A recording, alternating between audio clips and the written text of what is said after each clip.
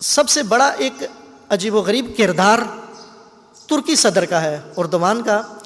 ان کے باقاعدہ اسرائیل سے تعلقات ہیں۔ جس دن اسرائیل وجود میں آیا اس دن دو اسلامی ملکوں نے اس سے اسی دن رابطہ قائم کر لیا تھا، ایک ایران کے شہنشاہ نے اور ایک ترکی حکومت نے، اسی دن سے رابطہ تھا۔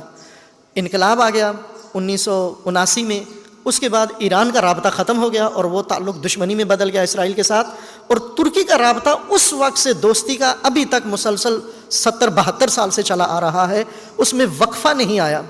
اور موجودہ حکومت کے جو معاہدے ہیں اسرائیل کے ساتھ، عسکری معاہدے، فوجی معاہدے، تجارتی معاہدے، وہ سب سے زیادہ ہیں۔ تجارتی ان کی شراکت آپس میں دوسروں سے زیادہ ہے، لیکن روزانہ مذمتی بیان اسرائیل کے خلاف دیتے ہیں۔ وہ اسرائیل سے تعلقات کیوں نہیں توڑتے؟ یہ عرب ملک جنہوں نے اسرائیل کے ساتھ تعلقات کیا قائم کیے ہیں، ان کے سفیروں کو کیوں نہیں نکالتے؟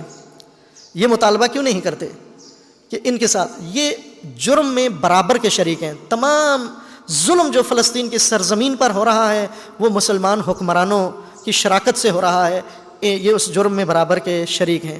اب یہاں بیٹھ کر اگر فقط فلسطین کی مذمت کسی پریس ریلیز میں، کانفرنس میں یا کسی ریلی میں کر دی جائے، یہ مسئلے کا حل نہیں ہے۔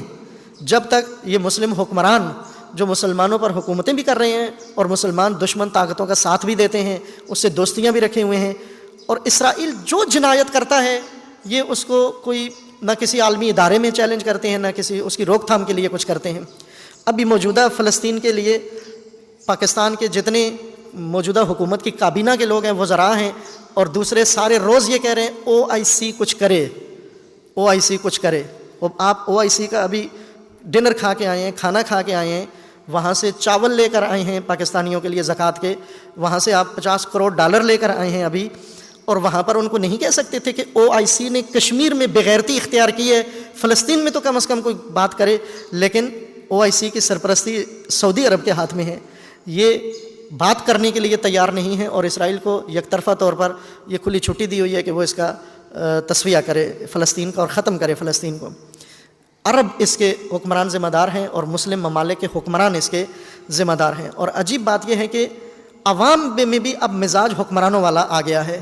عوام بھی پہلے شدید نفرت کرتے تھے اس سارے عمل سے، لیکن اب جس طرح حکمران کرتے ہیں اسی طرح ہمارے عوام بھی کرتے ہیں۔ خب جب یہ سارے OIC اور اس جرم کے اندر شریک ہیں تو ان کے ساتھ تعلقات پہ غور کیوں نہیں کیا جاتا؟ ان کو سزا دینے کے لیے سیاسی اور اقتصادی ہتھیار کیوں استعمال نہیں کیے جاتے؟